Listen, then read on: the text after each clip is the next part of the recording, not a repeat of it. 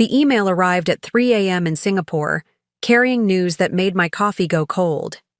Your brother Marcus has claimed sole ownership of Grandma Rose's Victorian mansion. I stared at my laptop screen, my hands trembling. After 15 years abroad, building my architectural career, I was about to discover that the old house held secrets deeper than its 100-year-old foundations, secrets that would shatter everything I thought I knew about my family's legacy. Before we jump back in, tell us where you're tuning in from, and if this story touches you, make sure you're subscribed, because tomorrow I've saved something extra special for you. The autumn rain pelted against the airplane window as we made our final descent into Boston Logan International. Even through the gray weather, I could make out the familiar coastline where I'd spent countless summers at my grandparents' historic Victorian home in Marblehead. 15 years of memories rushed back. The creaking wooden stairs, the secret reading nook beneath the window seat, the smell of Grandma Rose's lavender gardens. Now, at 38, I was returning not as a visitor, but as someone fighting for their inheritance. Ms. Eleanor Montgomery? The flight attendant's voice pulled me from my reverie. We'll be landing in 10 minutes. I nodded, straightening my blazer, a habit from years of client presentations at Singapore's top architectural firm. The irony wasn't lost on me. I'd spent my career designing modern homes across Asia, while the one historic house that meant everything to me was slipping through my fingers. My phone buzzed with another message from my cousin Rachel. Marcus is already moving his things in. He's claiming Grandma Rose explicitly left him the house. Says he has documentation. You need to get here fast. The familiar skyline emerged through the clouds as we landed. This wasn't how I'd imagined my homecoming. I'd always planned to return triumphantly, maybe start my own firm here, make my grandparents proud.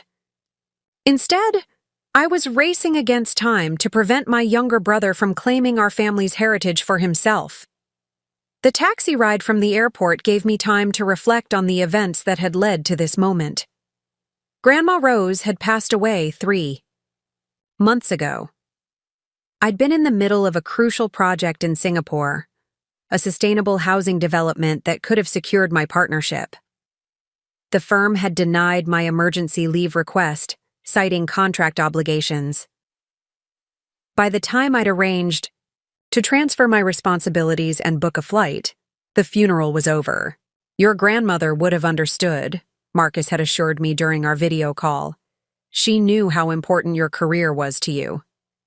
His words had comforted me then. Now they felt calculated, part of a larger plan I hadn't seen coming.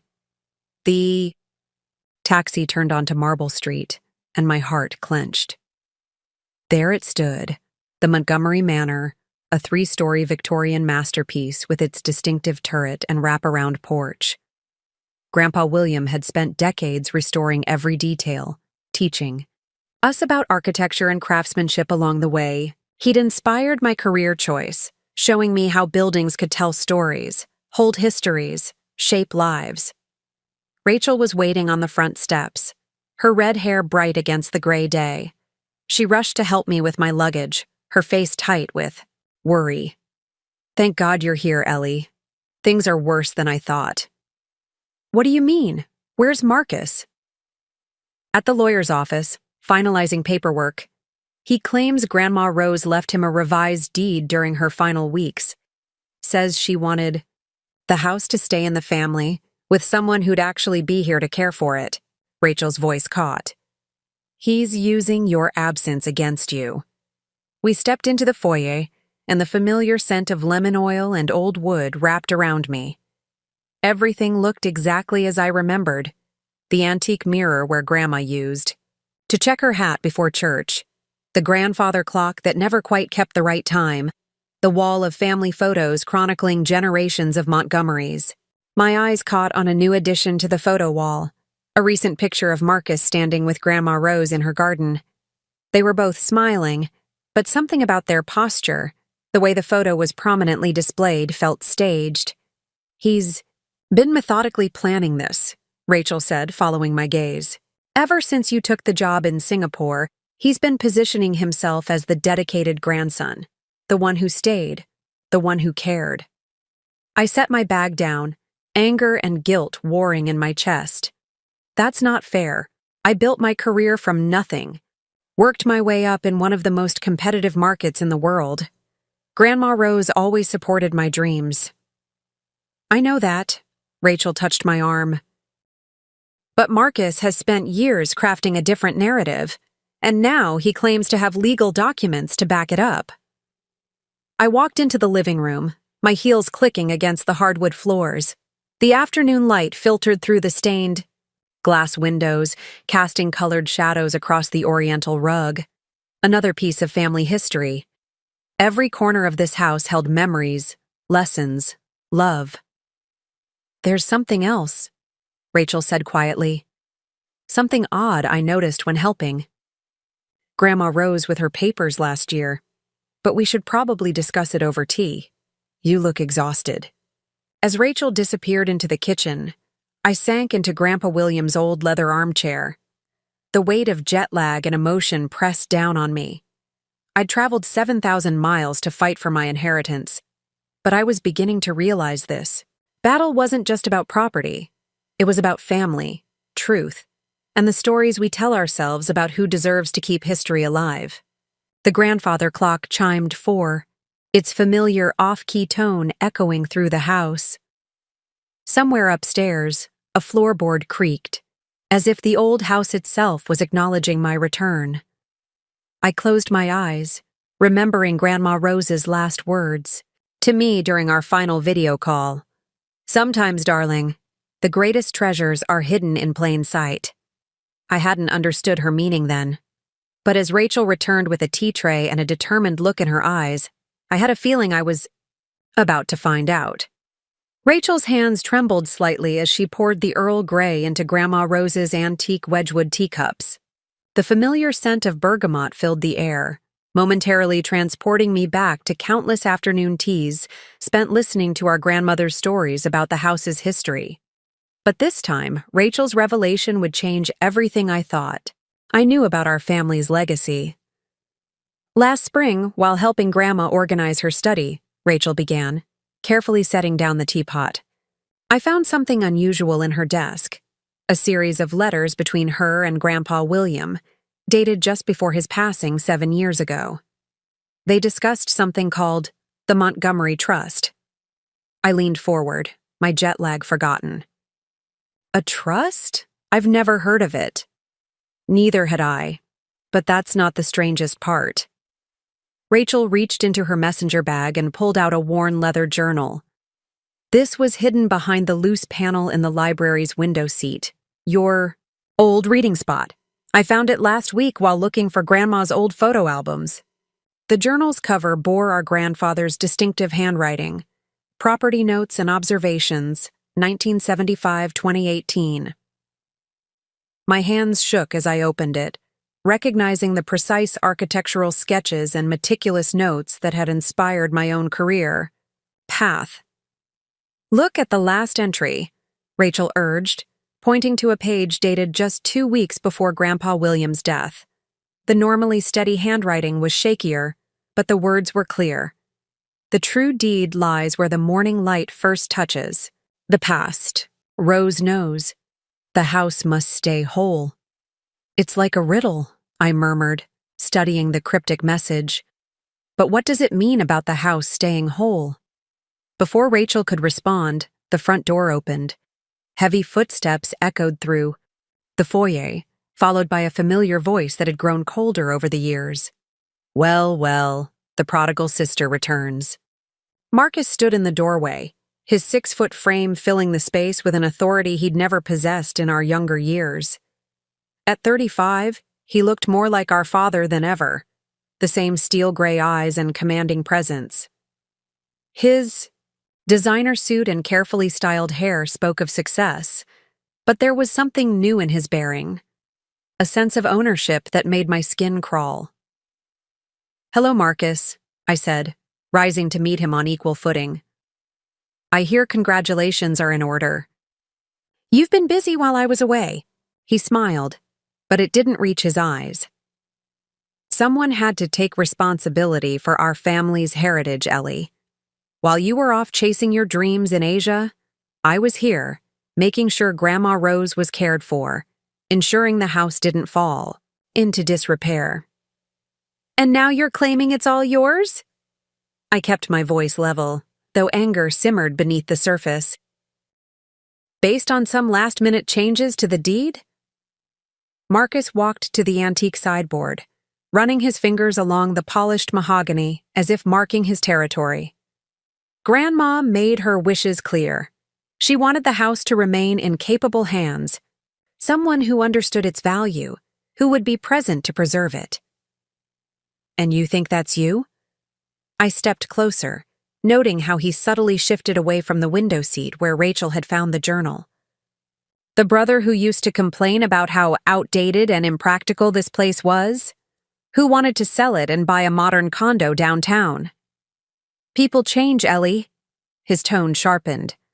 15 years is a long time. Long enough to appreciate what really matters. Long enough for Grandma to realize who truly deserved her legacy. Rachel cleared her throat, reminding us of her presence. Marcus, there might be more to consider here. Grandpa William left some documents. Grandpa's been gone for 7 years, Marcus cut her off. His wishes are irrelevant now. I have a legally binding deed, signed by Grandma Rose 3 months ago, witnessed by her lawyer. The house is mine. He turned to me, his expression softening slightly. You're welcome to stay for a few days. Of course, for old time's sake. But after that, I expect you'll need to head back to your life in Singapore. The grandfather clock chimed again, its off-key tone now seeming like a warning. I met Marcus's gaze steadily. Actually, I've taken an extended leave of absence. I think it's time I came home for a while. After all, this house holds so many secrets. I mean, memories. Something flickered in Marcus's eyes. Concern? Fear? Before his mask of confidence returned. Suit yourself. But don't waste your time looking for loopholes, Ellie.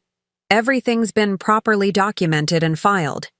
Now, if you'll excuse me, I have a meeting with the Historical Society about preservation grants. As his footsteps faded away, Rachel and I exchanged looks. He's nervous, she whispered. Did you see how he reacted when I mentioned Grandpa's documents? I nodded, picking up the journal again, and he specifically avoided looking at this window seat. Marcus was never good at hiding things. Remember how Grandma Rose always said he had a tell when he was bluffing at poker? So, what's our next move? I traced Grandpa William's last written words with my finger. Where the morning light first touches the past. After 15 years of designing modern buildings in Singapore, I'd finally found a mystery worthy of my architectural expertise. We start at dawn, I decided. If Grandpa left us a clue about the true deed, it has something to do with how light moves through this house. And there's no one better qualified to solve an architectural puzzle than someone who designs buildings. For a living. Rachel smiled, her first genuine smile since I'd arrived. Welcome home, Ellie. I have a feeling this is going to be interesting. Looking around the room where we'd spent so many happy moments, I felt a surge of determination. This wasn't just about claiming ownership anymore. It was about uncovering the truth our grandparents had carefully preserved for the right moment. Marcus might have legal documents on his side, but I had something more valuable. The skills. Grandpa William had inspired me to develop, and the deep understanding of this house that came from loving every inch of it since childhood. The game was on, and I intended to win. Preparing and narrating this story took us a lot of time, so if you are enjoying it, subscribe to our channel. It means a lot to us. Now back to the story. The pre-dawn hours cast long shadows through Montgomery Manor as I positioned myself in the grand foyer, architectural sketching pad in hand. After a restless night studying Grandpa William's journal, I had developed a theory about his cryptic message. Years of analyzing building designs in Singapore had taught me that understanding light patterns was crucial to unlocking a structure's secrets. "Are you sure about this?" Rachel whispered, handing me a fresh cup of coffee. She had insisted on arriving at 5 a.m. to help, despite having to work at the university library later that morning. "Grandpa William was methodical in everything he did," I replied, reviewing my preliminary sketches of the house's east-facing windows. "If he left a clue about where the true deed is hidden, it would be based on precise calculations, not chance." The first rays of sunlight began to pierce the darkness, and I watched intently as they filtered through the foyer's stained glass transom. The light created a pattern on the opposite wall, illuminating the family portraits in sequence.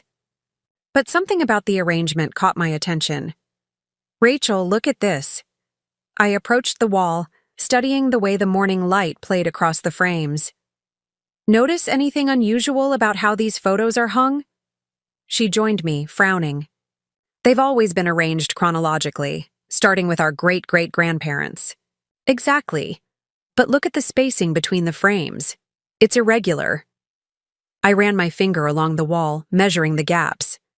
Any curator would arrange these symmetrically, but these spaces follow a pattern. Before I could elaborate, the sound of footsteps on the upper landing made us both freeze. Marcus appeared at the top of the stairs, already dressed in an expensive suit despite the early hour. "An architectural investigation before breakfast?" His tone was light, but his eyes were sharp. "I hope you're not planning any unauthorized renovations to my property." "Just admiring Grandpa's attention to detail," I replied smoothly.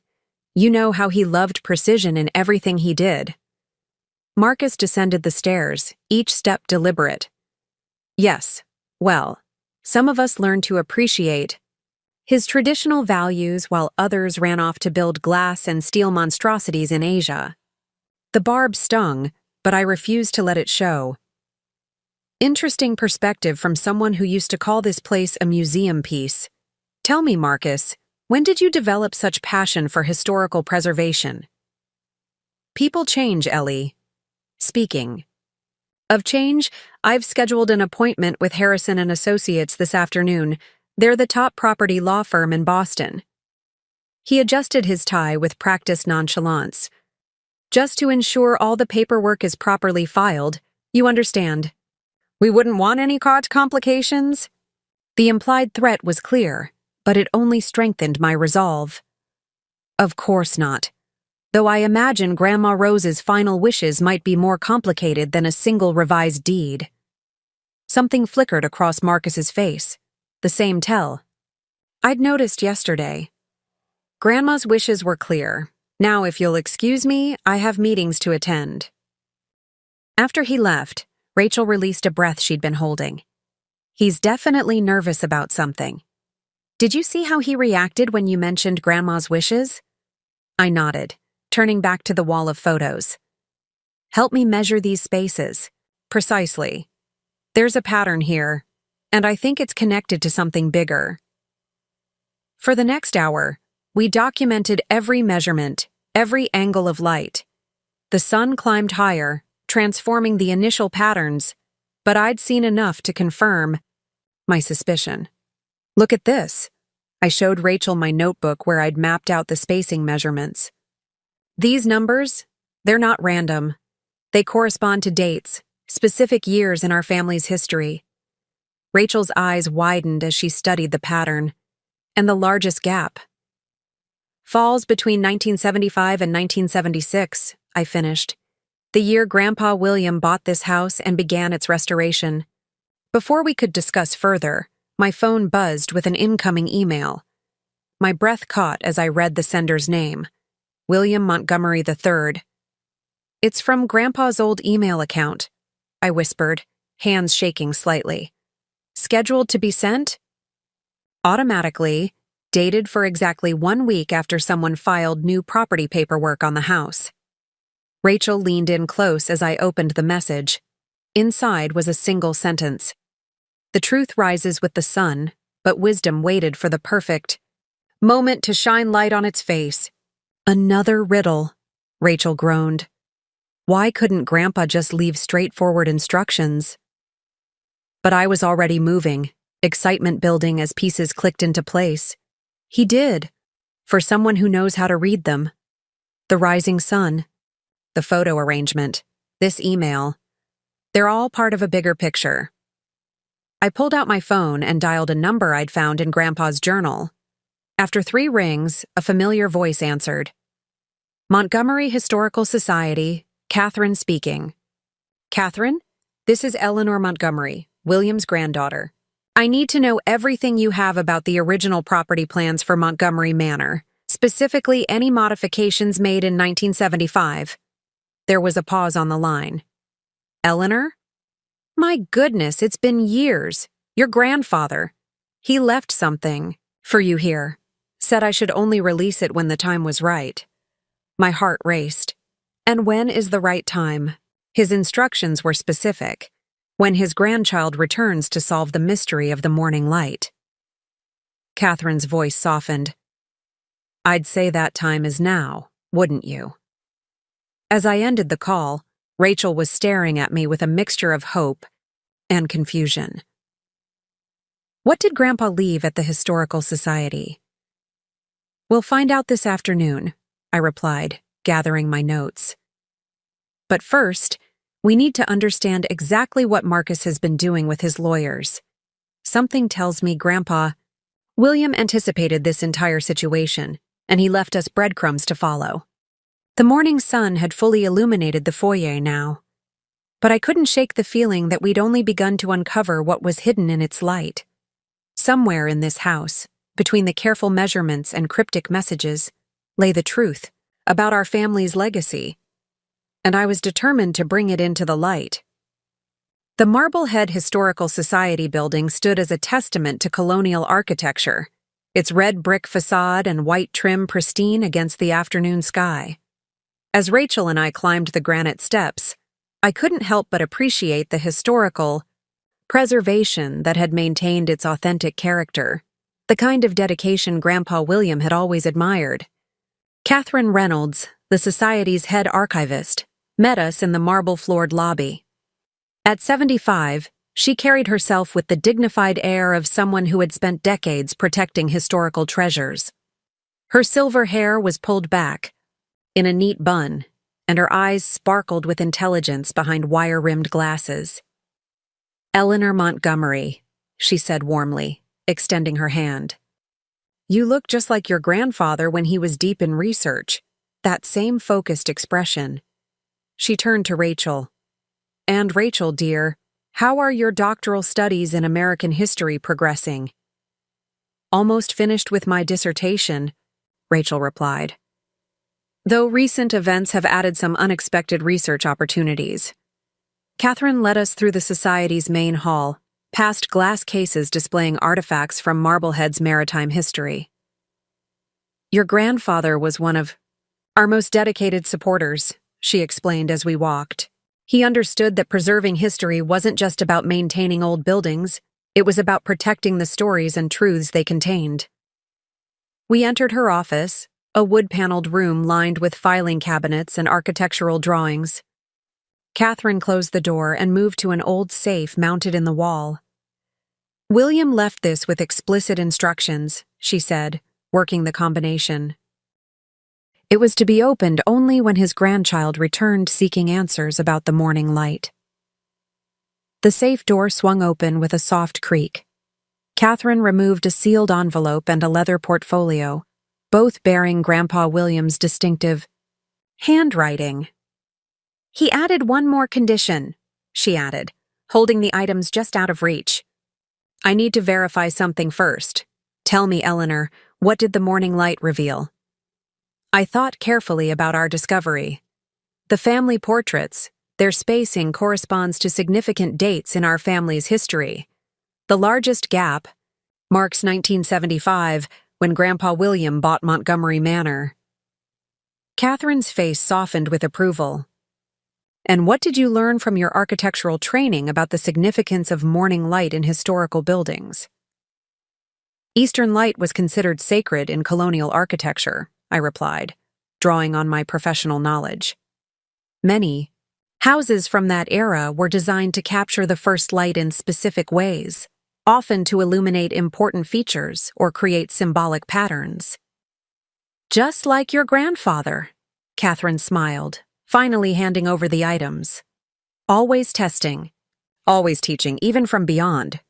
The envelope contained a letter, dated 7 years ago. My dearest Eleanor, if you're reading this, then Marcus has made his move to claim sole ownership of Montgomery Manor. I anticipated this possibility, knowing how the promise of property can reveal both the best and worst in people. What Marcus doesn't understand, what I hoped he would learn, is that our house is more than just a valuable piece of real estate. It's a repository of our family's history, a testament to the principles of preservation and protection that have guided the Montgomerys for generations. The morning light revelation you discovered is just the beginning. The portfolio I've left with Catherine contains the original architectural plans for Montgomery Manor, including modifications I made in 1975. Study them carefully. Pay special attention to the eastern windows and what lies between the walls. But be warned, Marcus may have legal documents supporting his claim, but he doesn't possess the full truth. The real property deed exists in duplicate, and only one version tells the complete story of the Montgomery Trust. Time is critical now.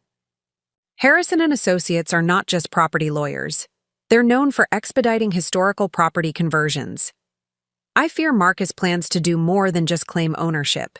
You chose to pursue architecture in Singapore, to build new dreams, in distant lands.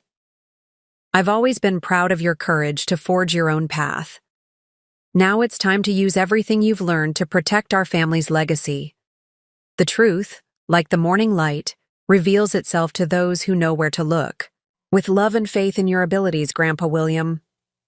My hands trembled as I opened the portfolio. Inside were the original blueprints of Montgomery Manor, meticulously detailed and annotated in my grandfather's hand.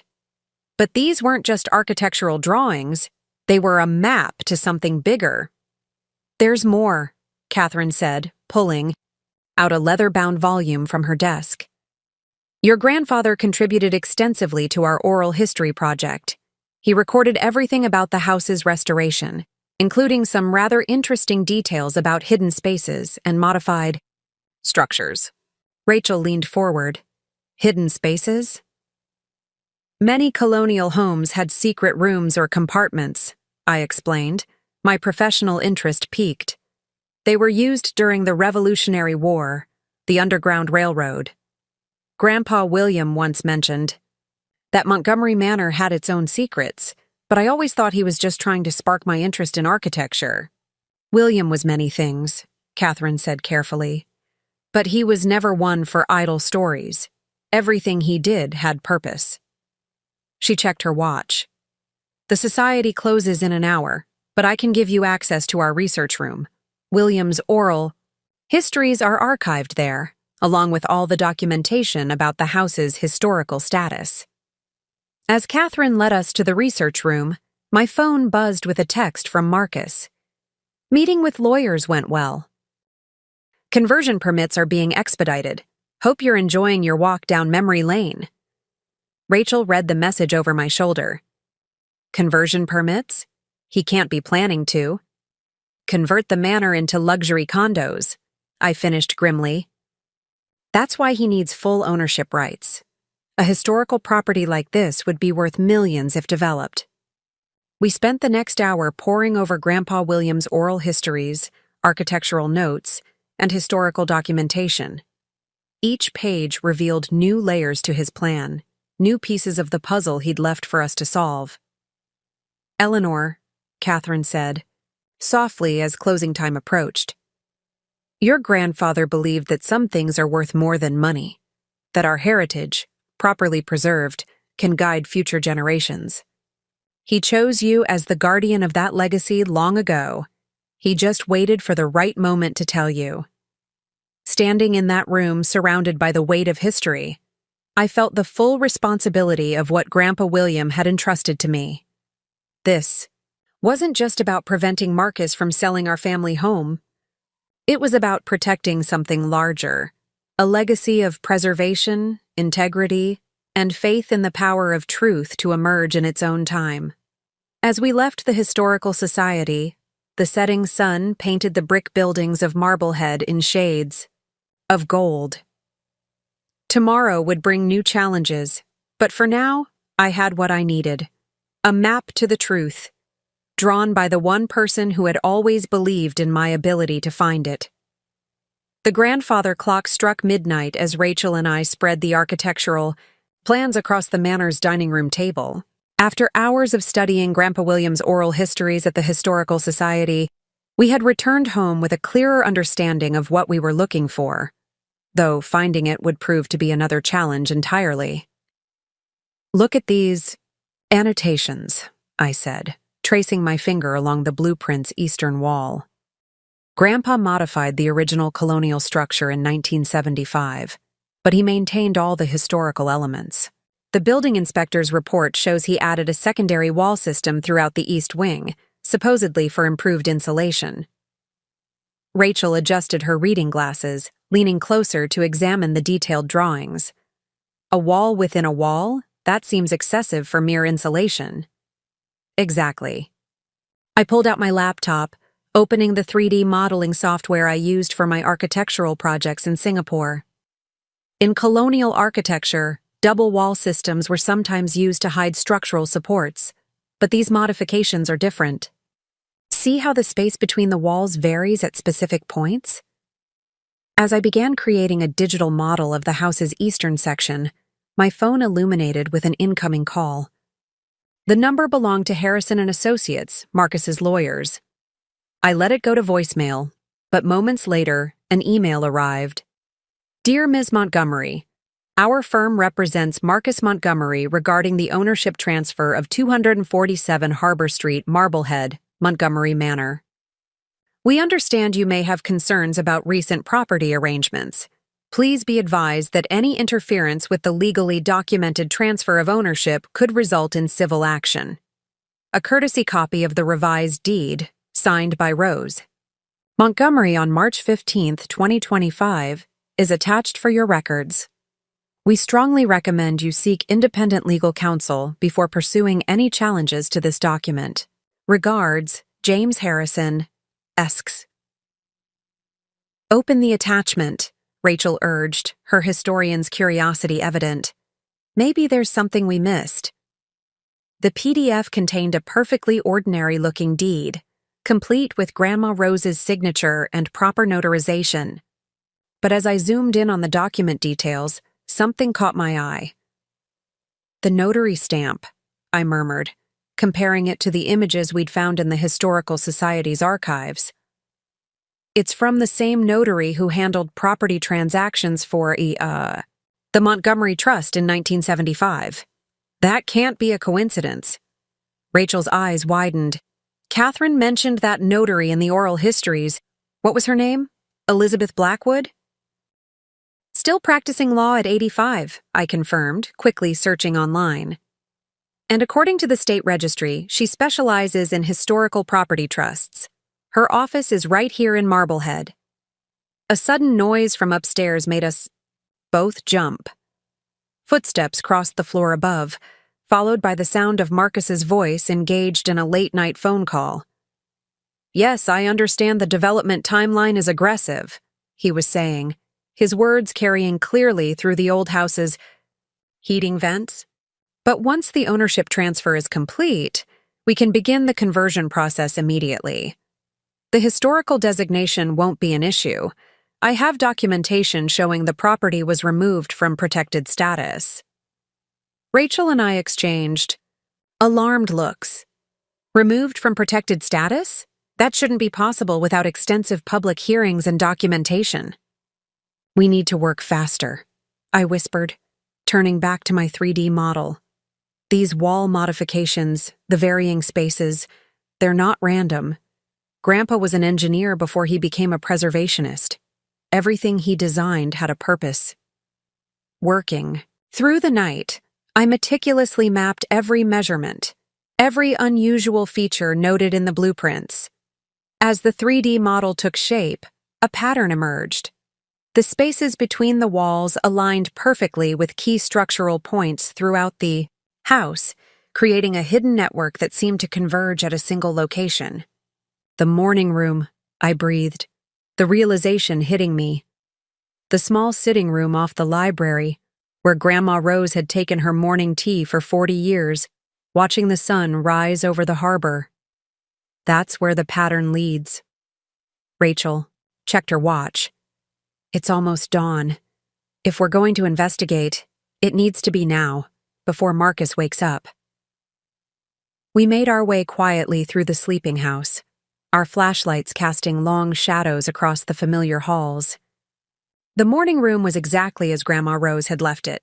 Delicate teacups still arranged on the shelf, her favorite shawl draped over the window seat. Using my architectural training, I examined every inch of the room's eastern wall, looking for signs of the modifications shown in the blueprints.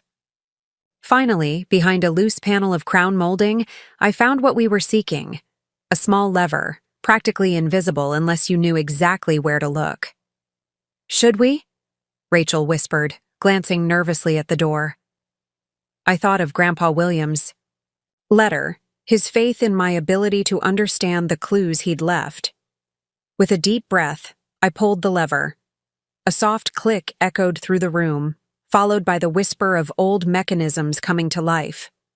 As the first rays of dawn began to paint the horizon, a section of the wall panel slowly swung open, revealing a space that had waited 50 years to share its secrets.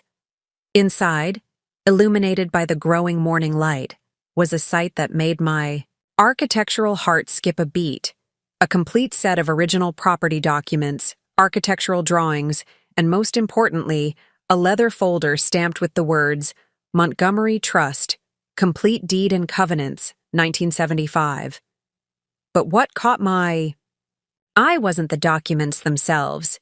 It was the small brass plaque mounted beside them, engraved with words that brought tears to my eyes. For Eleanor, who learned to see not just the structures we build, but the truths they protect. The morning light reveals all things in time. Grandpa William. This was what he had prepared for, what he had trusted me to find. Not just the legal documents that could challenge Marcus's claim, but a testament to the real meaning of preservation, protecting not just buildings, but the principles they were built upon. As I reached for the folder, a floorboard creaked behind us. "I wondered how long it would take you to find it," a familiar voice said. We turned to find Marcus standing in the doorway, his face unreadable in the dawn light. "Though I have to admit, I never expected you to solve it quite so quickly." Marcus stepped into the morning room, his silhouette framed by the rising sun. In the growing light, I noticed something unexpected in his expression. Not anger or frustration, but a complex mixture of resignation and relief. "Did you know about this?" I asked, gesturing to the hidden compartment and its contents. The leather folder felt heavy in my hands, weighted with decades of family history. "Not exactly," Marcus replied, moving to stand by Grandma Rose's favorite chair. "I knew Grandpa William had protected the house somehow. That's why I've been working so hard to push through the ownership transfer before anyone could discover the full truth." Rachel shifted closer to me, her voice tense. "The development, plans, the rushed legal proceedings. You were trying to beat a deadline."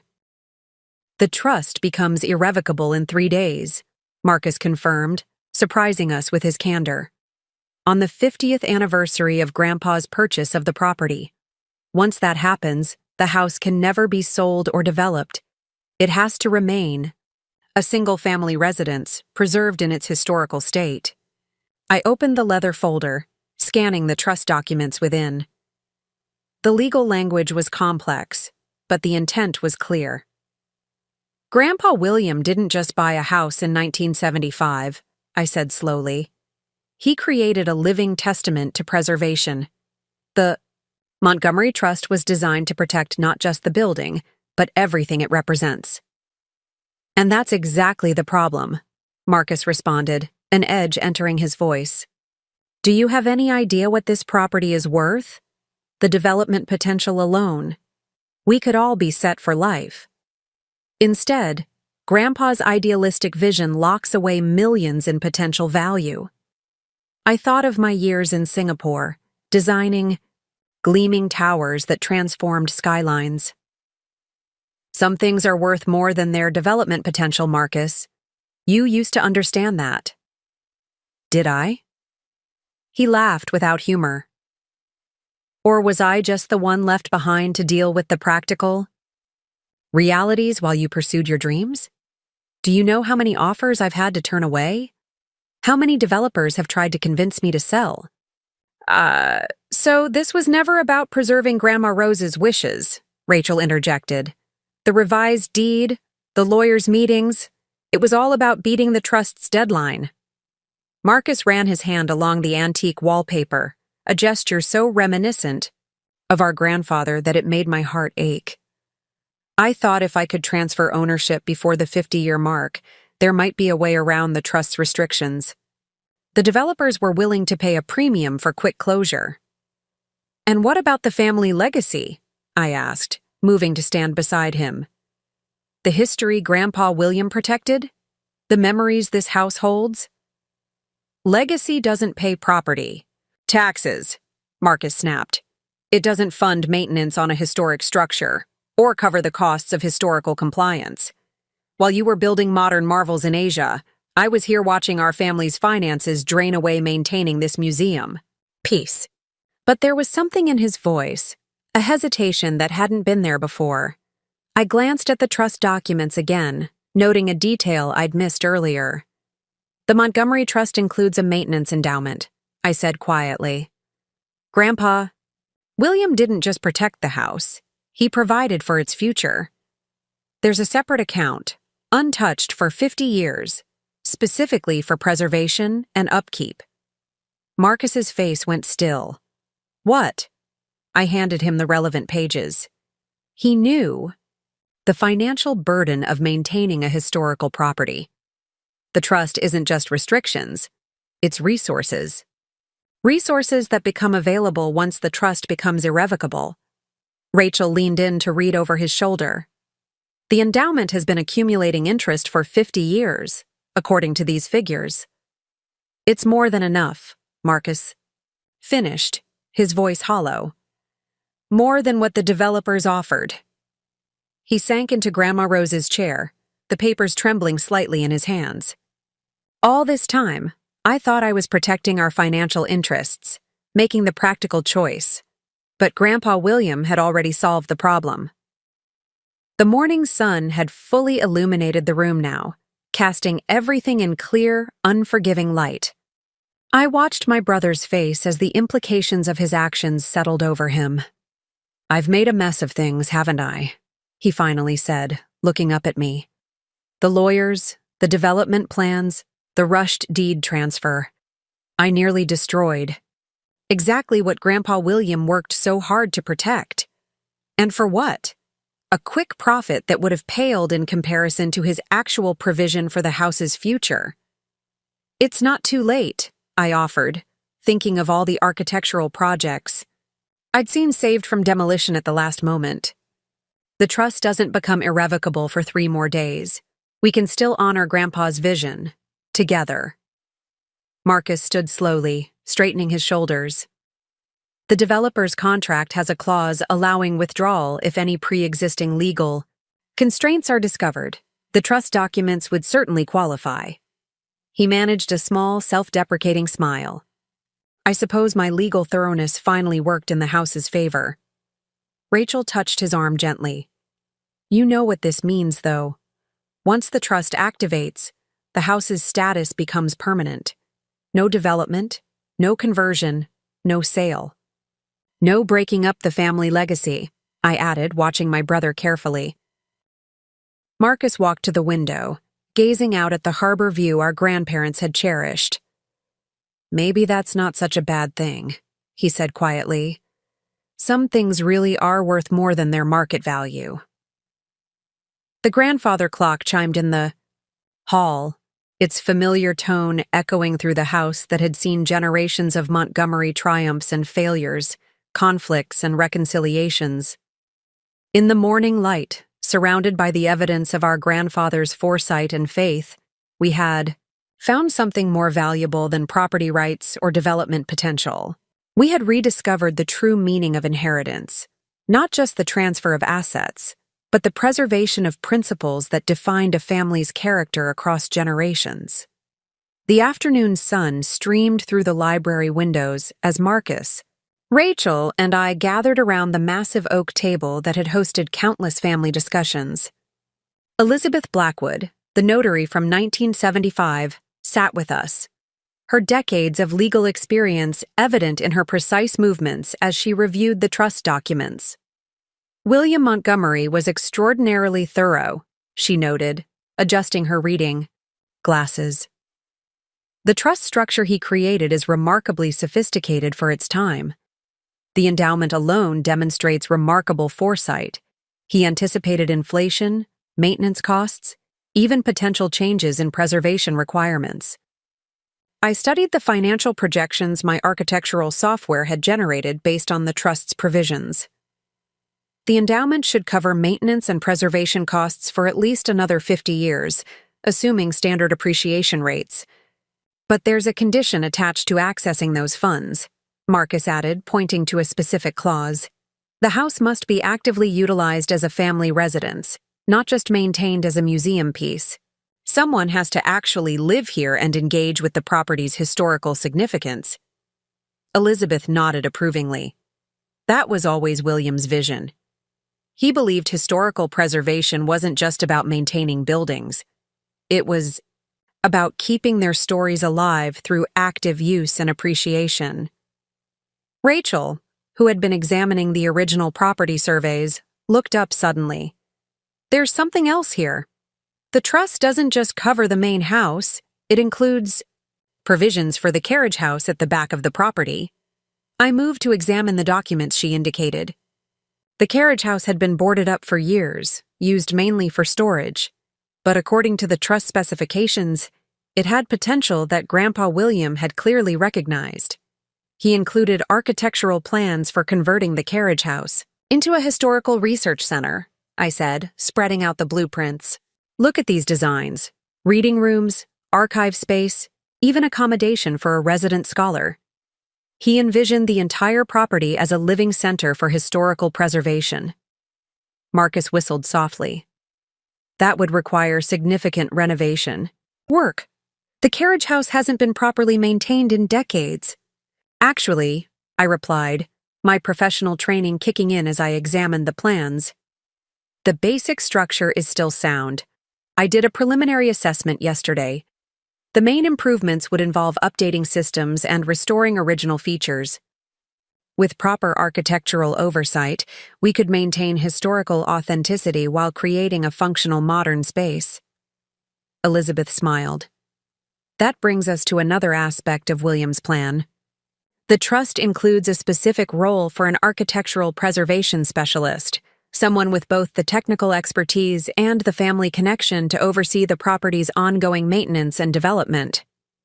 All eyes turned to me. I felt the weight of their expectations, but also a surge of excitement.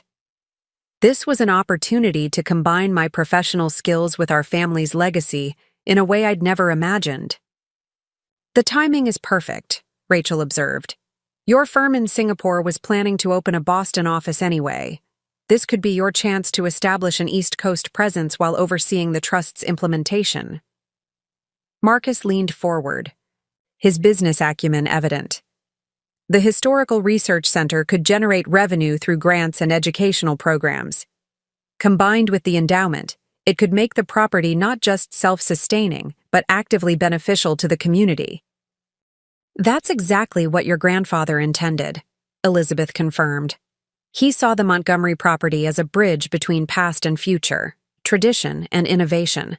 But he knew it would take the right combination of skills and commitment to realize that vision. I stood and walked to the window, looking out at the carriage house beyond the formal gardens. Years of working on modern developments in Asia had taught me the importance of respecting historical context while embracing necessary evolution. This project would require all of that knowledge and more. There's something else we should consider, I said, turning back to the group. The Historical Research Center could partner with Rachel's university. Her expertise in American history would be invaluable in developing educational programs. Rachel's eyes lit up. I could potentially base my postdoctoral research here. The university has been looking for partnerships with historical properties for their public history initiative. And I could help with the business administration, Marcus offered, a hint of his old confidence returning. My experience dealing with contractors and regulatory bodies could be useful in managing the renovation process. Elizabeth began gathering the documents, her movements deliberate. You have 3 days until the trust becomes irrevocable. That's enough time to file the necessary paperwork and begin preliminary planning. But first, you'll need to make a formal decision about accepting the responsibilities outlined in the trust. I looked at my siblings, seeing in their faces the same mix of determination and hope that I felt.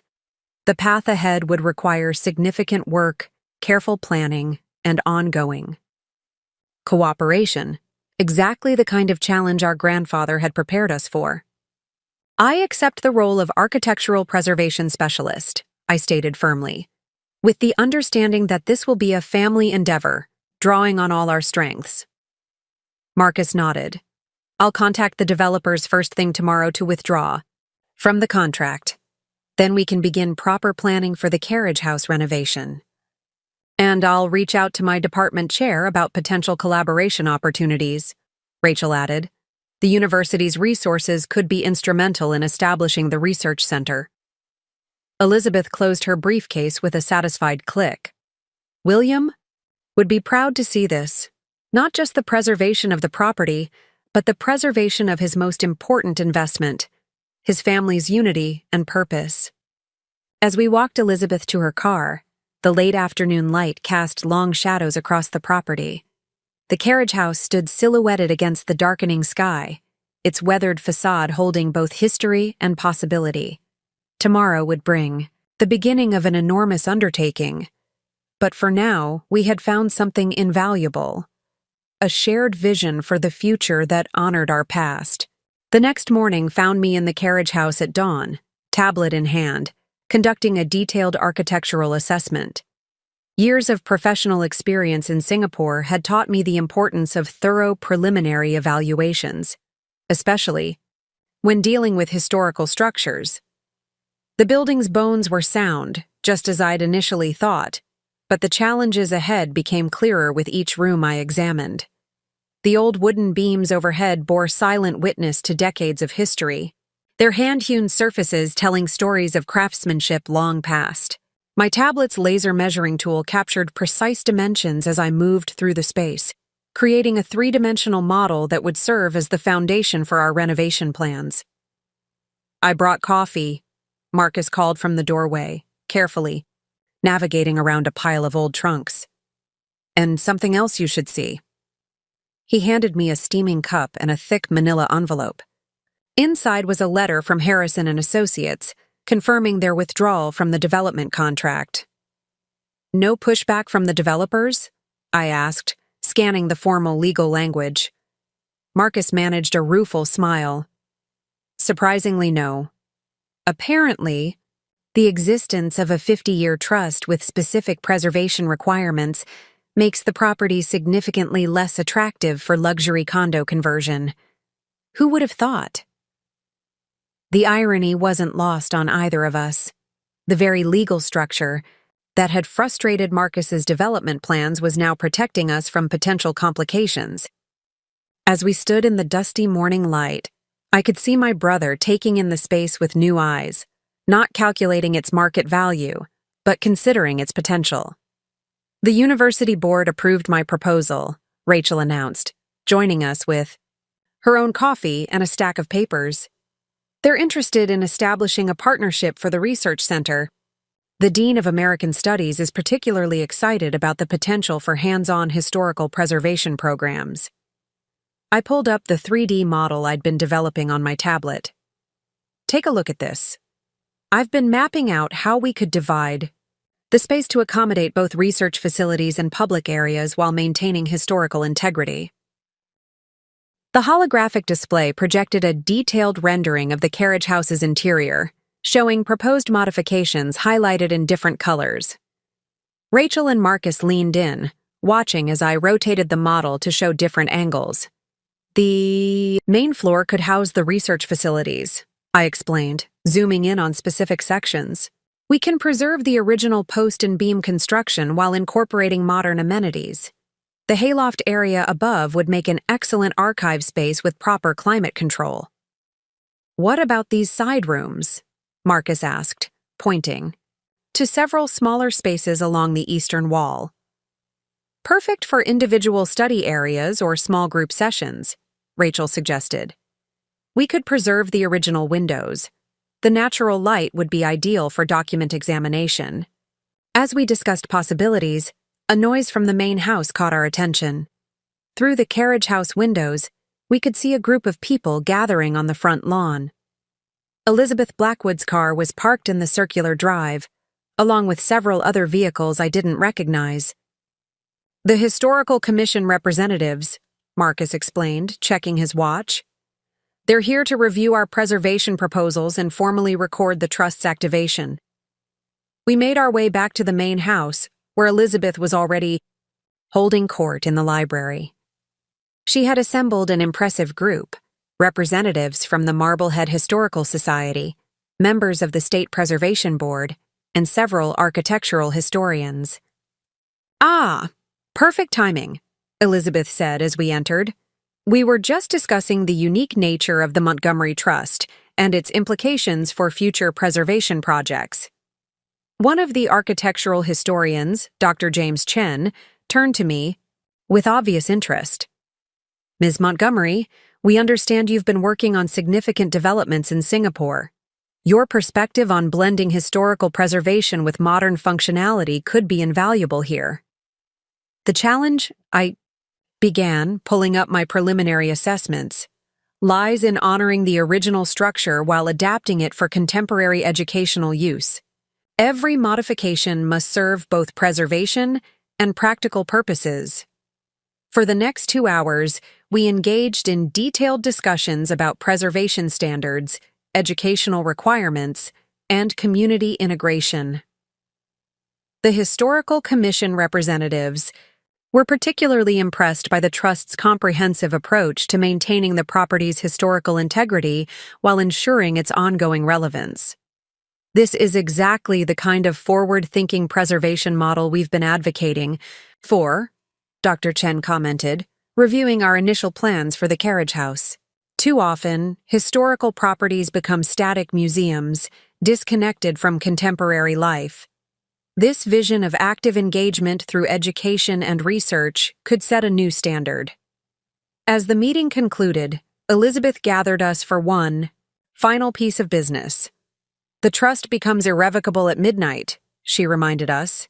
"Once activated, your commitment to this vision becomes binding. Are you all prepared for that responsibility?" I looked at my siblings, seeing in their faces the same determination I felt. Marcus had already begun sketching out project timelines and budget allocations, his business acumen now focused on realizing our shared vision. Rachel was deep in discussion with the university representatives, her academic expertise helping shape the research center's future direction.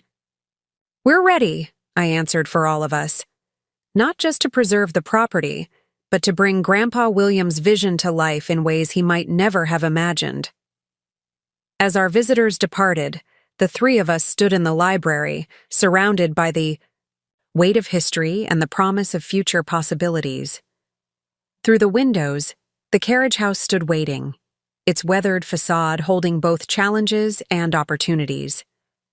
"You know," Marcus said thoughtfully, "when I was pushing for development, I thought I was being practical, choosing progress over preservation. But what we're planning here, this combination of historical integrity and contemporary purpose, this is real progress." Rachel nodded, adding, And we each have a crucial role to play. Our different paths have given us exactly the skills we need to make this work. Looking at the property through my architect's eyes, I could already envision the transformations ahead, not just of buildings, but of purpose and possibility. Grandpa William had left us more than a house. He'd left us a mission that would combine our talents and strengthen our bonds as a family. The real work was just beginning, but for the first time, we were truly ready to build on our legacy, together. 2 weeks into the renovation planning, I discovered something in the carriage house that threatened to derail our entire project. The morning had started routinely enough, with contractors arriving to begin preliminary assessments of the electrical systems. As the lead architect, I had been methodically documenting every aspect of the structure, ensuring our modernization plans wouldn't compromise its historical integrity. The discovery came during an inspection of the foundation. My thermal imaging equipment, typically used for detecting structural weaknesses in Singapore's modern high-rises, revealed an anomaly beneath the carriage house's stone foundation. Further investigation uncovered a previously unknown cellar space, completely absent from all existing architectural plans. "This changes everything," I explained to Marcus and Rachel in an emergency meeting. "The presence of an undocumented basement level could affect our historical certification. We need to halt all work until we can properly assess this space." Marcus reviewed the preliminary reports with his characteristic thoroughness. "The Historical Commission won't like this. Their approval was based on our original assessment. Any significant modifications to the structure's documented features could require a complete review." "There's something else," Rachel added, looking up from her research materials. "According to town records from the 1850s, this area was part of the Underground Railroad network. Several properties along the harbor had hidden cellars used as safe houses. The implications were staggering. What we had thought would be a straightforward historical renovation had suddenly become an archaeological site of potentially national significance. The professional implications alone were daunting. My architectural expertise in modern development hadn't prepared me for managing a historical discovery of this magnitude. "We need to bring in specialists," I decided, already drafting emails on my tablet. "Archaeological surveys, historical documentation experts, structural engineers with experience in preservation work. This requires a completely different approach." Marcus's business mindset immediately grasped the financial implications. The trust's endowment was calculated based on standard renovation costs. This level of specialized work wasn't in our budget projections.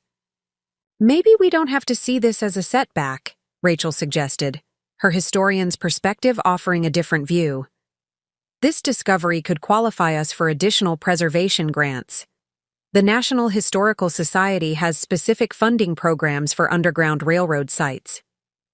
As we discussed options, Elizabeth Blackwood arrived for our scheduled project review. Her expression remained neutral as we explained the situation, but I noticed her glancing repeatedly at an old photograph on the library wall, one showing Grandpa William during the carriage house's initial restoration in 1975. "William Montgomery was many things," she finally said, "but careless was never one of them. If there's an undocumented cellar beneath the carriage house, he knew about it." She opened her briefcase and removed a sealed envelope we hadn't seen before.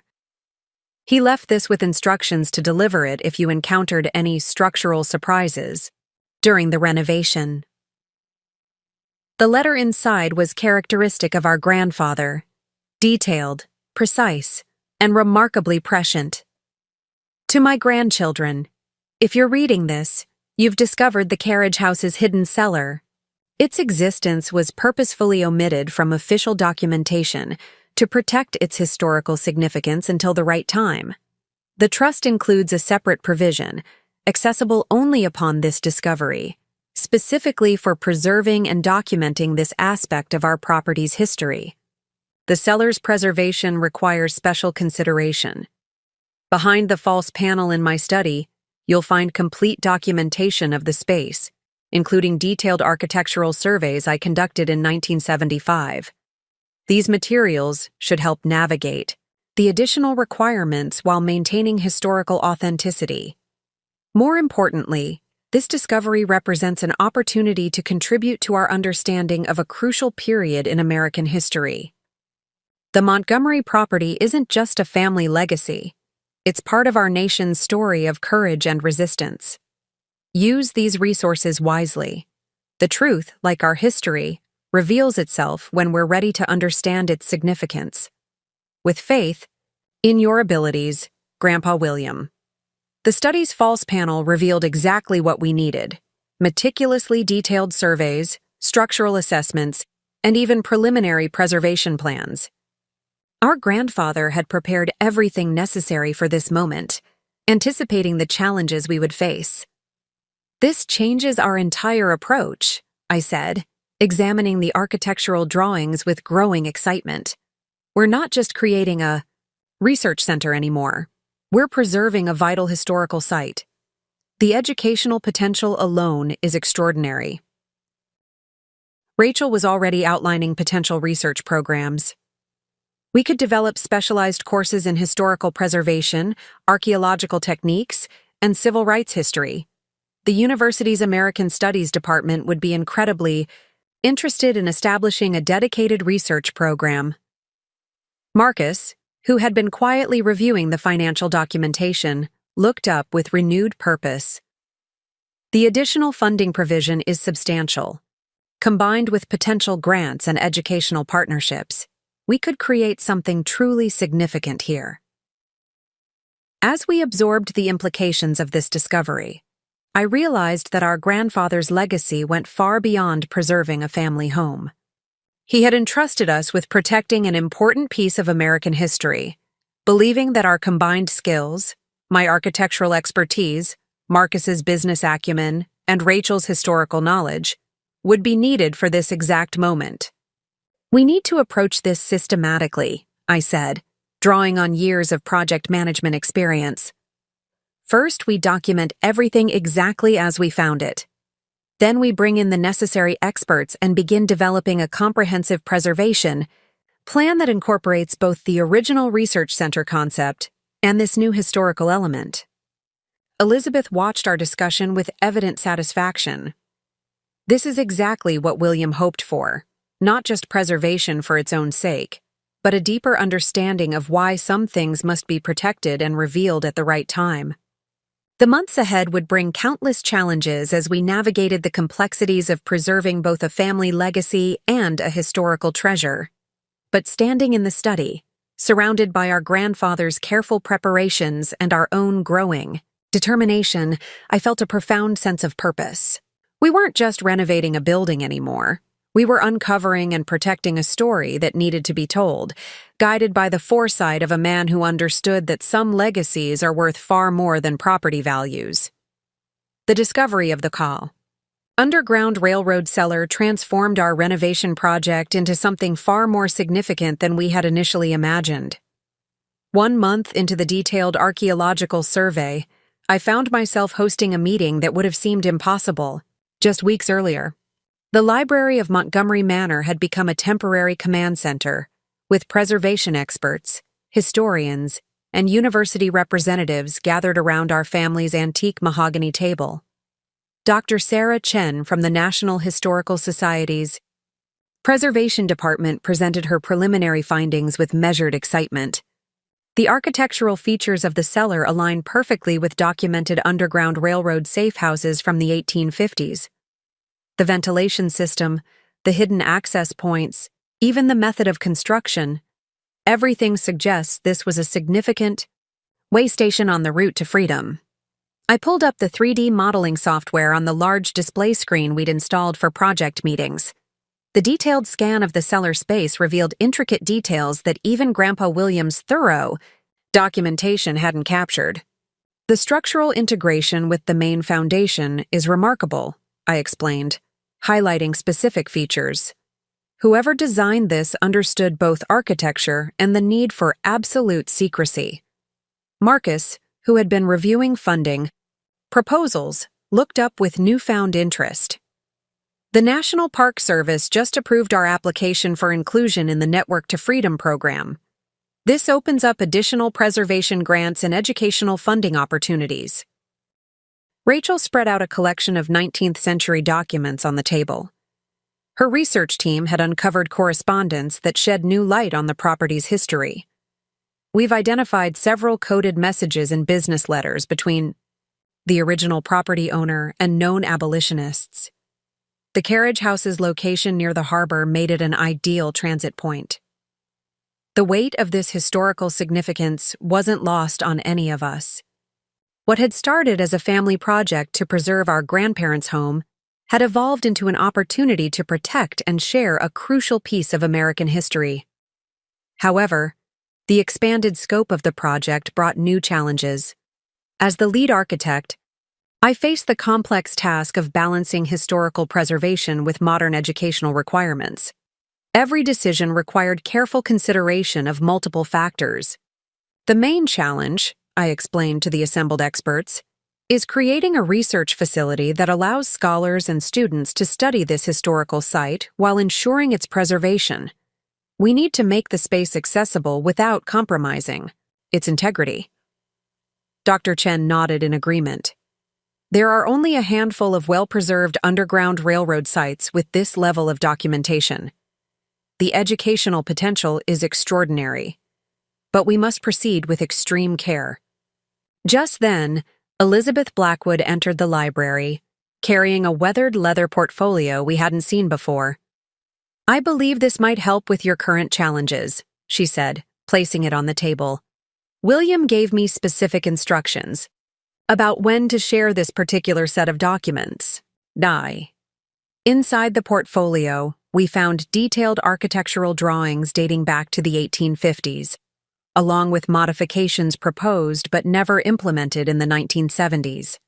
Grandpa William had annotated the plans extensively, suggesting ways to preserve the historical features while adapting the space for modern educational use.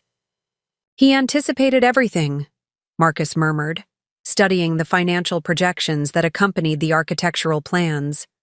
"Even calculated inflation rates for specialized preservation materials." The discovery of these additional documents proved transformative for our approach. Grandpa William's notes provided invaluable insights into both the historical significance of the site and practical methods for its preservation. As the meeting continued, each expert contributed perspectives that enriched our understanding of the project's potential. Dr. Chen outlined preservation techniques used at other historical sites. University representatives proposed innovative ways to integrate the site into their curriculum. Rachel's research team shared discoveries that would help tell the complete story of the property's role in history. However, one particular challenge remained unresolved. The original ventilation system, crucial to the cellar's historical function, had deteriorated over time. Modern preservation requirements demanded climate control, but traditional methods would compromise the authentic features. Drawing on my experience with sustainable design in Singapore, I proposed a solution. What if we integrate passive ventilation principles with modern climate control? I suggested, quickly sketching a concept. We could preserve the original airflow patterns while meeting conservation standards. The preservation experts leaned forward with interest as I explained the technical details. By combining historical construction methods with contemporary environmental control systems, we could maintain the cellar's authenticity while ensuring its long-term preservation. As the meeting concluded, Elizabeth pulled me aside. "Your grandfather would be proud," she said quietly. "Not just of the preservation work, but of how you've all come together to protect something larger than yourselves." Looking around the library at the assembled experts, each contributing their knowledge to this important project, I understood what she meant. Our family legacy had become a gateway to preserving and sharing a crucial chapter of American history. That evening, after everyone had left, I found Marcus and Rachel in the carriage house, discussing future programming possibilities. The setting, Sun cast long shadows through the old windows, reminiscent of how the space might have looked to those seeking freedom so many years ago. You know, Marcus reflected, when I was focused on development value, I completely missed the real worth of this property. Some things can't be measured in market terms. Rachel nodded, adding, and some legacies are meant to be shared, not just preserved. What we're creating here will help future generations understand both the darkness and the courage in our history. Standing in that historic space, surrounded by both the weight of the past and the promise of the future, I felt a profound sense of purpose. Our grandfather had trusted us with more than just a property. He had entrusted us with the responsibility of ensuring that important stories would continue to be told. The path ahead would require all our skills, dedication, and resourcefulness. But together, we were building something that transcended personal or professional achievement. We were becoming part of a continuing story of preservation, education, and understanding. The Boston Globe article appeared 6 weeks after our discovery of the Underground Railroad cellar. The headline read, "Historic Marblehead Property Reveals Secret Civil War-Era Legacy." Within hours, our quiet renovation project became the focus of intense public interest. News vans lined Harbor Street, and my inbox filled with interview requests from historical societies and preservation organizations across the country. I stood in Grandpa William's study, watching through the window as another television crew set up their equipment on our front lawn. The morning's peace had been replaced by a bustling atmosphere that threatened to overshadow our careful planning and methodical approach. The university's public relations department is fielding calls from major networks, Rachel reported, entering with a stack of messages. They want to do feature stories on the historical significance of the site. The National Park Service is particularly interested in our preservation methods. Marcus arrived moments later, his usual confident demeanor showing signs of strain. The Historical Commission is concerned about the increased attention. They're worried about site security and preservation protocols, and we've received inquiries from several documentary filmmakers. The situation demanded immediate action. Drawing on my experience managing high-profile architectural projects in Singapore, I called an emergency meeting with our core team. Within an hour, the library had transformed into a crisis management center. We need to approach this systematically, I began, addressing the assembled group of preservation experts, university representatives, and family members. Public interest in historical discoveries can be both an opportunity and a challenge.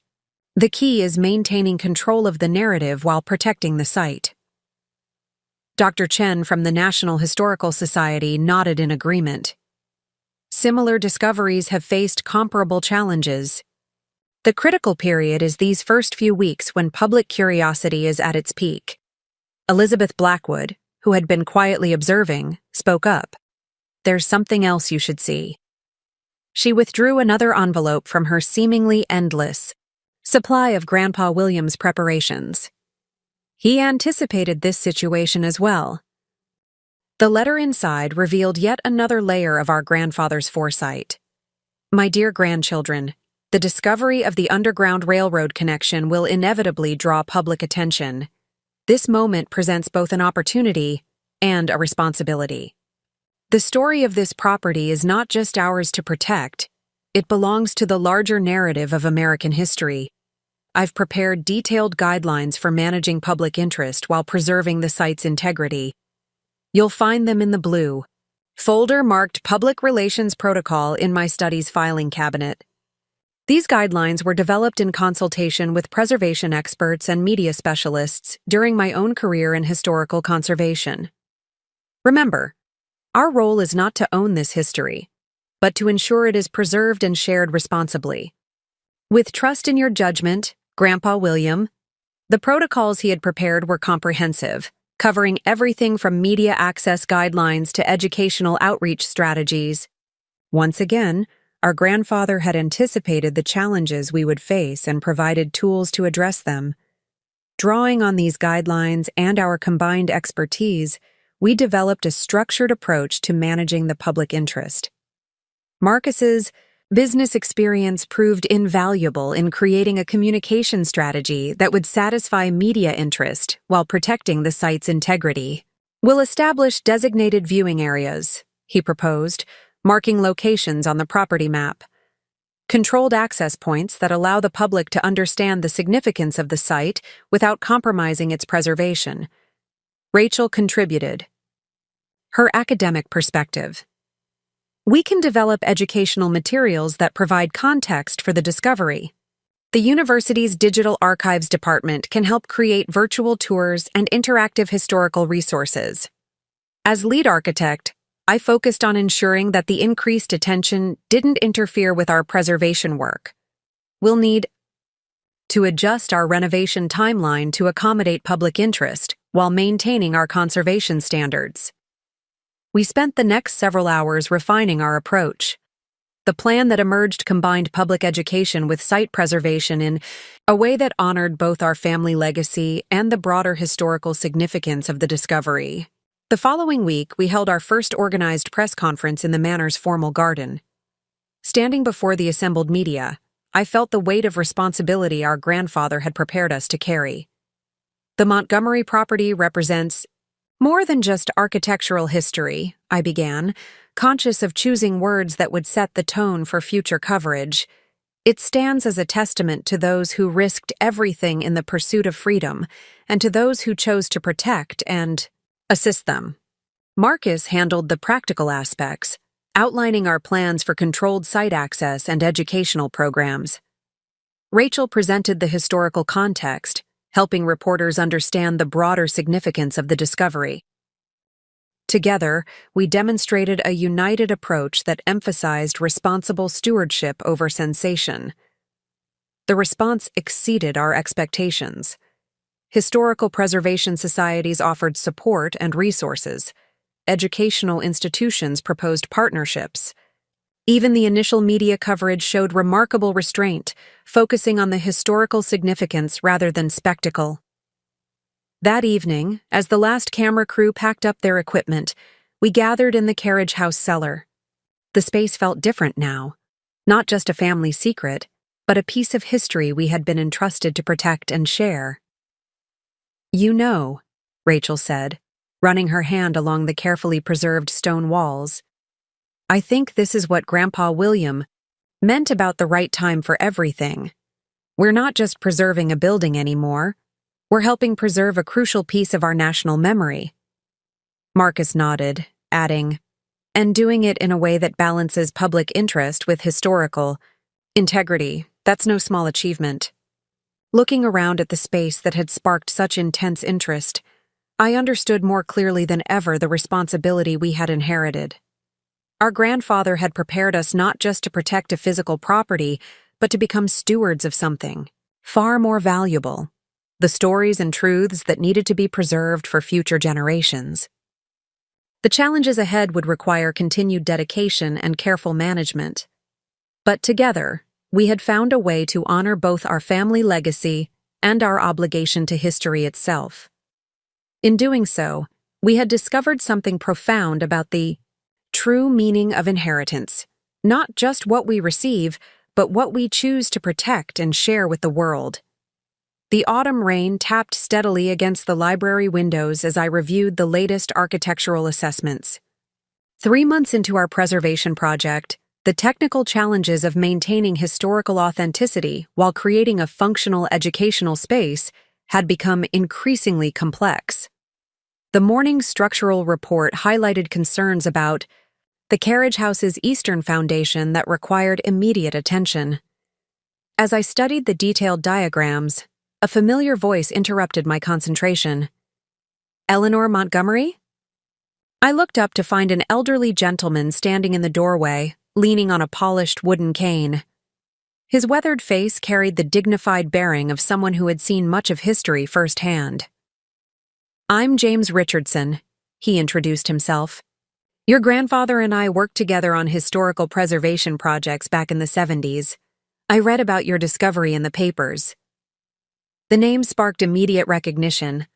Grandpa William's journals had mentioned James Richardson numerous times, particularly regarding preservation techniques they had developed together. His expertise in historical restoration was legendary in preservation circles. "Mr. Richardson, please come in." I gestured to a chair. "Your work on the Salem Maritime Restoration has been a reference point for our current projects." He settled into the leather armchair, his eyes taking in the room with professional assessment. "William was always particular about maintaining this library. I see you've kept it exactly as he designed it." "The entire house is a testament to his preservation philosophy," I agreed. "Though lately we've discovered just how deep that commitment went." Richardson nodded thoughtfully. "The Underground Railroad cellar. William suspected its existence back when he first purchased the property, but he wanted to verify everything before making any announcements. That was his way. Thorough, methodical, always thinking about the long-term implications." Marcus entered the library, carrying a stack of financial records. His expression shifted from business focus to curious interest upon seeing our visitor. "James Richardson, the restoration architect?" "The same," Richardson smiled. "Though these days, I'm more of a historical consultant. Your grandfather and I shared a particular vision about preservation, that it wasn't just about maintaining buildings, but about protecting the stories they contained." Rachel joined us, bringing fresh coffee and her historian's perspective. As we settled into conversation, Richardson shared insights about Grandpa William's early preservation work that added new dimensions to our understanding of the property's significance. "The Montgomery Manor project was different from our other restorations," Richardson explained. "William saw it as more than a personal investment. He was creating a template for how historical properties could remain relevant while preserving their authenticity." He reached into his briefcase and withdrew a worn leather notebook. "I found this while organizing my old project files. William gave it to me for safekeeping, said I'd know when it was time to return it to the family." The notebook contained detailed observations about the property's historical features, but more importantly, it revealed the broader vision behind our grandfather's preservation work. His notes outlined a comprehensive approach to historical conservation that went beyond physical restoration. "Your grandfather believed that true preservation required 3 elements," Richardson explained. "Physical conservation of the structure, protection of its historical significance, and adaptation for contemporary relevance. He saw these as equally important aspects of maintaining historical legacy." As we discussed the notebook's contents, Richardson offered valuable insights about our current challenges. His experience with similar projects provided practical solutions to some of our most pressing technical issues. "The foundation concerns you're dealing with," he noted, examining my recent assessments. "We encountered similar problems during the Phillips House restoration. The solution lies in understanding how the original builders worked with natural ground settlement." His expertise proved invaluable as we reviewed our preservation plans. Drawing from decades of experience, he suggested modifications to our approach that would better serve both historical authenticity and modern functionality. "The key," he emphasized, "is finding the balance between preservation and purpose. A historical building that can't serve a contemporary function becomes a museum piece." William understood that the real challenge was keeping history alive and relevant.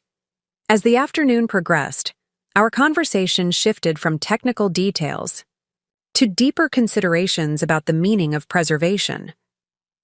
Richardson shared stories about other historical properties that had successfully maintained their significance while adapting to modern needs. "What you're doing here," he observed, "goes beyond standard historical preservation. You're continuing the work William started, not just protecting a building, but ensuring its story continues to teach and inspire." Before leaving, Richardson handed me a sealed envelope he had kept with the notebook. "William left this with specific instructions. He wanted you to have it once you had fully embraced the responsibility of preservation." The letter inside revealed yet another layer of our grandfather's vision. My dear Eleanor, by now you've discovered that preservation is more than maintaining structures. It's about protecting the connections between past and present, between physical spaces and human experiences. James Richardson taught me this early in my career, and I've spent decades trying to ensure that Montgomery Manor would serve this larger purpose. The trust you've inherited isn't just a legal document or a set of responsibilities. It's an opportunity to demonstrate how historical preservation can enrich our understanding of both past and present. The technical challenges you face are important, but they serve a greater purpose, keeping meaningful stories alive for future generations. Your architectural expertise, Marcus's business acumen, and Rachel's historical knowledge, these aren't coincidental combinations. I believe that together, you would find ways to protect and share our family's legacy in ways I could only imagine. The future of Montgomery Manor now rests in capable hands. Continue to build on what we've started, but never forget that the greatest preservation work happens when we help others understand why history matters. With pride and confidence, Grandpa William. As the rain continued its steady rhythm against the windows, I looked around the library with renewed appreciation. Every preservation decision we had made, every challenge we had faced, was part of a larger narrative that stretched both backward and forward in time. We weren't just restoring a property or protecting historical artifacts. We were continuing a legacy of thoughtful preservation that recognized the vital connection between past and present, between physical spaces and human stories. The path ahead would require continued dedication and innovation, but we now had a clearer understanding of the deeper purpose behind our work. Through careful preservation and thoughtful adaptation, we could ensure that the stories held within these walls would continue to educate and inspire future generations. The first educational tour of Montgomery Manor exceeded all our expectations. 20 graduate students from the university's Historic Preservation program stood in the carriage house cellar, their faces illuminated by carefully designed preservation, lighting that balanced visibility with historical authenticity. As the lead architect, I had worried about maintaining the space's emotional impact while making it accessible for educational purposes. Professor Sarah Mitchell, head of the preservation program, addressed her students with evident enthusiasm. What you're seeing here represents a groundbreaking approach to historical preservation. The Montgomery team has managed to create an educational space that maintains complete historical integrity while incorporating modern preservation technology. The students moved through the space, taking detailed notes on their tablets. Our innovative approach to climate control, which preserved the original ventilation pathways while meeting modern conservation standards, had drawn particular interest from preservation specialists across the country. Marcus, who had initially viewed the property purely in terms of development potential, now spoke with genuine passion about the economic aspects of historical preservation. The key to sustainable historical conservation, he explained to the students, is creating a model that generates sufficient resources for ongoing maintenance while remaining true to the site's educational mission. Rachel's historical research had uncovered connections between the property and several prominent abolitionists, adding crucial context to the site's significance. The documentary evidence suggests that at least 47 individuals passed through this space on their journey to freedom, she shared, indicating the carefully preserved markings on the cellar walls. As the tour concluded, Professor Mitchell pulled me aside. The preservation community has been watching this project closely, she said. Your approach to balancing historical authenticity with educational access could become a model for similar sites across the country. Later that afternoon, we received unexpected visitors. An elderly couple had driven from Virginia after reading about our discovery. The woman, Margaret Tompkins, explained that her great-great-grandmother had passed through a safe house in Marblehead during her journey to freedom. Family stories mentioned a carriage house near the harbor, she said softly, her hand resting on the original stone foundation. Being here, seeing this space preserved so carefully, It makes history real in a way no textbook ever could. Her words reinforced the profound responsibility we had inherited. This wasn't just about preserving a building or maintaining a family legacy. We were protecting a physical connection to crucial historical moments that had shaped countless lives. The impact of our work extended beyond the academic community. Local schools began incorporating visits to Montgomery Manor into their American history curriculum. Community groups requested special tours. Preservation societies from other states sent representatives to study our methods. One morning, I arrived to find a group of architectural students from my old firm in Singapore touring the property. They had specifically requested to study our integration of modern preservation technology with historical structures. Their presence reminded me of how far I had come from designing sleek skyscrapers to preserving historical treasures. "Your grandfather would have loved this," Elizabeth Blackwood remarked, watching the various groups move through the property. He always said historical preservation was about creating bridges between past and present, between different communities, between generations. The increasing public interest brought new challenges. Managing access while protecting the site required constant attention. Marcus developed a sophisticated scheduling system that balanced educational opportunities with preservation needs. Rachel coordinated with various academic institutions to ensure research activities didn't compromise the site's integrity. One particular challenge emerged when a prominent developer proposed creating a historical tourism district around Montgomery Manor. The plan would have brought significant economic benefits to the area, but risked commercializing the site's significance. The decision required careful consideration of our core mission. During a crucial meeting with town officials and development representatives, I found myself channeling Grandpa William's preservation philosophy. "While we appreciate the economic potential," I explained, standing in the library where we had made so many important decisions, "our primary responsibility is to protect this site's historical integrity and educational value. Any development plans must serve that mission, not overshadow it." The developer argued for the economic benefits, but Marcus, once an advocate for similar projects, offered a different perspective. "Historical preservation and commercial success aren't mutually exclusive," he noted, "but they must be properly balanced. Our experience here has shown that maintaining historical authenticity creates its own form of value." Rachel presented research demonstrating how other historical sites had been compromised by excessive commercialization. Our united stance, supported by the preservation community and educational partners, ultimately convinced the town council to maintain stricter zoning protections around historical properties. That evening, as we reviewed plans for expanding our educational programs, I found another note from Grandpa William, tucked inside an old preservation manual. "The true measure of preservation work isn't just in the physical structures we protect, but in the connections we help people make with their own history. Every person who walks through these doors carries away a piece of the story and adds their own understanding to its meaning. Remember that we are not just custodians of buildings, but caretakers of memories, protectors of stories that must continue to be told. The work you're doing creates ripples that extend far beyond these walls, touching lives in ways we may never fully know. Keep building those bridges between past and present, between different communities, between generations. That's the real legacy we're preserving." His words captured perfectly what our preservation work had become.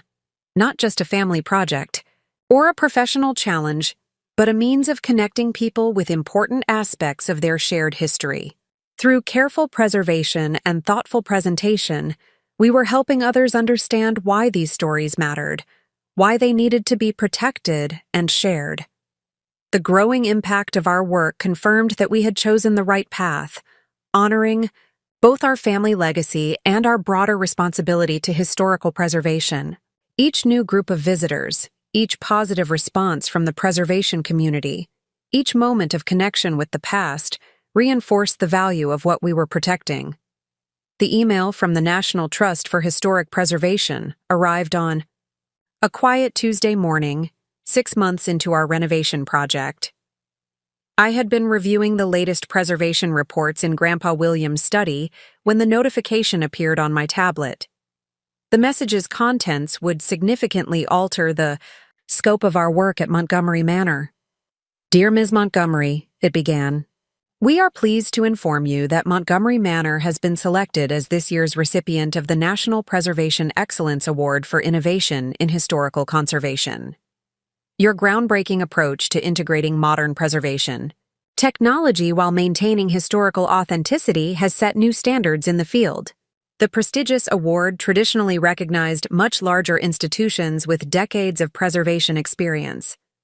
For our family project to receive such recognition validated everything we had worked to achieve. However, the award carried additional responsibilities that would test our commitment to Grandpa William's vision. Marcus found me still staring at the email. The Preservation Board just called, he announced. They want to feature our conservation methods in their national guidelines for historical property maintenance. Rachel arrived moments later, equally excited. The university's Board of Trustees approved our proposal. They want to establish a permanent research fellowship program focused on preservation technologies, using Montgomery Manor as the primary study site. As we absorbed these developments, Elizabeth Blackwood appeared in the doorway, carrying what had become a familiar sight, another of Grandpa William's carefully preserved envelopes. He left this with instructions to deliver it when the property received national recognition. The letter inside reflected our grandfather's remarkable foresight. My dear grandchildren, if you're reading this, your preservation work has gained the attention it deserves. This recognition brings both honor and obligation. The techniques and approaches you've developed must now be shared with the broader preservation community. In my files marked Educational Initiatives, you'll find preliminary plans for a preservation training program I never had the opportunity to implement. Perhaps now is the time to revisit these ideas. Remember that true innovation in preservation comes not from working alone, but from collaboration and shared knowledge. The methods you've developed belong not just to our family, but to everyone, working to protect historical legacies. With pride in your achievements, Grandpa William. The files he referenced contained detailed proposals for a comprehensive preservation training program. Once again, our grandfather had anticipated the next phase of our journey and prepared accordingly. The award ceremony in Washington, D.C. brought together preservation experts from across the country. Standing at the podium, looking out at the assembled professionals who had dedicated their careers to historical conservation, I felt the weight of our responsibility. Montgomery Manor represents more than just successful historical preservation, I began my acceptance speech. It demonstrates how family legacy, professional expertise, and community engagement can combine to protect and share important historical narratives. The subsequent reception became an impromptu planning session, as preservation specialists sought details about our innovative approaches. Marcus fielded questions about sustainable funding models for historical properties. Rachel discussed the integration of academic research with practical preservation work. Dr. James Chen, who had first recognized the significance of our preservation methods, approached with an unexpected proposal. We'd like to establish a National Center for Preservation Innovation, he explained. Using Montgomery Manor as a model, we could train the next generation of preservation specialists. The proposal aligned perfectly with Grandpa William's educational initiatives. However, implementing such a program would require significant expansion of our current operations. The decision would impact not just our family, but the entire preservation community. That evening, back in our hotel suite, we carefully considered the implications. This goes beyond anything we initially planned, Marcus observed, reviewing the proposal details. We'd be taking on responsibility for shaping preservation practices nationwide. Rachel nodded thoughtfully. But isn't that exactly what Grandpa William prepared us for? each step we've taken has built toward something larger than ourselves. Looking out at the Capitol's illuminated monuments, each preserved to tell important stories about our nation's history, I realized that our grandfather's vision had always extended beyond our family property. He had seen Montgomery Manor as a catalyst for advancing the entire field of historical preservation. The next morning, before returning to Marblehead, we visited the National Archives. Standing before carefully preserved documents that had shaped our nation's history, we gained new perspective on our own preservation work. Every preserved document, every protected building, every maintained historical site represents a commitment to keeping important stories alive, the chief archivist told us during our tour. What you've achieved at Montgomery Manor demonstrates how innovation can serve that commitment. Returning home, we found the preservation community eagerly awaiting our decision about the training center. The responsibility was daunting, but we had learned that the most meaningful achievements often came from embracing challenges that seemed beyond our initial capabilities. In Grandpa William's study, surrounded by the books and papers that had guided his own preservation work, we made our decision. Montgomery Manor would become not just a preserved historical site, but a center for advancing preservation practices that could benefit historical properties across the country. The work ahead would require everything we had learned and more. But we had discovered that preservation, like family legacy, grew stronger when shared with others who understood its value. Our grandfather had prepared us not just to protect one property, but to contribute to the broader mission of historical preservation. In accepting this expanded role, we honored not only our family legacy, but also the fundamental principle that had guided all our work. Some stories are too important to be lost to time, and their preservation requires both innovation and dedication. 1 year to the day after discovering the hidden cellar, I stood in Montgomery Manor's restored carriage house, watching as the first class of preservation specialists received their certification. The space had been transformed into a state-of-the-art training facility while maintaining its historical integrity, exactly as Grandpa William might have envisioned. The morning light filtered through the restored windows, illuminating the faces of 20 preservation professionals from across the country. Each had completed our intensive 6-month program, learning the innovative techniques we had developed while working on Montgomery Manor. Their presence represented the fulfillment of our grandfather's broader vision for historical preservation. Dr. James Chen, now the academic director of our preservation program, addressed the graduating class. What you've learned here goes beyond technical skills. The Montgomery approach to preservation demonstrates how historical conservation can remain relevant while honoring authenticity. Each of you will take these methods back to your own communities, extending the impact of this work far beyond these walls. Marcus, who had masterfully structured the program's financial model, stood beside me with evident pride. The training center had become self-sustaining through a combination of grants, educational partnerships, and carefully managed historical tourism. His business expertise had created a framework that other preservation sites could replicate. Rachel's historical research program had expanded beyond our initial expectations.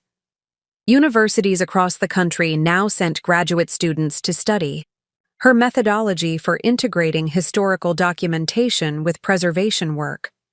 The library, once simply our grandfather's study, had become a respected research center for preservation studies. As the ceremony concluded, Elizabeth Blackwood approached with what we now knew would be the final envelope from our grandfather. William left this to be opened when his vision for preservation education was fully realized, she explained, her eyes bright with emotion. The letter inside carried his last message to us. My dearest grandchildren, seeing the property transformed into a center for preservation education would bring me more joy than you can imagine. But the true achievement lies not in the building's restoration or the programs you've developed, but in how you've worked together to create something meaningful. Eleanor, your architectural expertise has advanced preservation techniques in ways I could only dream about. Marcus, your business acumen has created a model for sustainable historical conservation that others can follow. Rachel, your dedication to historical accuracy ensures that the stories we protect will be told truthfully and completely. Together, you've demonstrated that preservation is not about freezing the past in time, but about keeping history alive and relevant for future generations. The skills you've developed, the methods you've pioneered, and the knowledge you've shared will influence historical conservation long after we're gone. Remember that every preserved building, every protected artifact, every documented story represents a thread in the fabric of our shared history. By teaching others to protect these treasures, you multiply the impact of our work exponentially. The property deed that caused such concern at the beginning was never about ownership. It was about stewardship. You've proven yourselves to be worthy stewards not just of Montgomery Manor, but of the larger mission of historical preservation. My final wish is that you continue to build on this foundation, always remembering that our greatest achievements come when we help others preserve and protect the stories that matter. With eternal gratitude and pride, your loving grandfather, William Montgomery. As I finished reading the letter aloud, a respectful silence fell over the assembled graduates. The morning sun had reached the angle that illuminated the historical features we had worked so carefully to preserve, creating the same pattern of light that had first led us to the hidden cellar. Looking at the faces around me, preservation, professionals eager to apply their new knowledge, academics excited about future research possibilities, community members proud of their connection to this historical site, I understood the full scope of what we had achieved. Marcus gestured toward the graduating class. Each of them will take what they've learned here and apply it to preservation projects in their own communities. The impact of our work will multiply through their efforts. Rachel nodded in agreement. And their success will inspire others to value and protect historical properties. It's exactly the kind of ripple effect Grandpa William envisioned. The property that had once been the source of family conflict had become a catalyst for advancing historical preservation across the country. Our grandfathers' carefully preserved documents, strategic planning, and unwavering faith in our abilities had guided us toward creating something far more significant than we had initially imagined. As the graduates departed to begin their own preservation journeys, I remained in the carriage house, thinking about the path that had led us here. What had started as a dispute over property ownership had evolved into a mission that combined professional excellence, family cooperation, and community benefit. The deed that Marcus had initially claimed now seemed almost insignificant compared to what we had built together. Our true inheritance hadn't been the property itself, but the opportunity to contribute to the field of historical preservation in meaningful and lasting ways. Elizabeth joined me for a final moment of reflection. William always said that the best legacies are the ones that grow beyond their original boundaries, she remarked. He would be proud to see how you've expanded his vision while staying true to its core purpose. Standing in the preserved space that had sparked our journey, surrounded by the evidence of both historical significance and future potential, I felt profound gratitude for our grandfather's foresight. He had understood that the most valuable inheritance isn't measured in property or possessions, but in the opportunity to contribute to something larger than ourselves. The sun reached its midday position, illuminating the entire carriage house in clear, steady light. Tomorrow would bring new preservation challenges, fresh opportunities for innovation, and additional chances to share our knowledge with others. But today, we could appreciate how far we had come and acknowledge the truth that had guided our entire journey. The most meaningful legacies are the ones we build together, preserve carefully, and share generously with others. Up next, you've got 2 more standout stories right on your screen. If this one hit the mark, you won't want to pass these up. Just click and check them out. And don't forget to subscribe and turn on the notification bell so you don't miss any upload from us.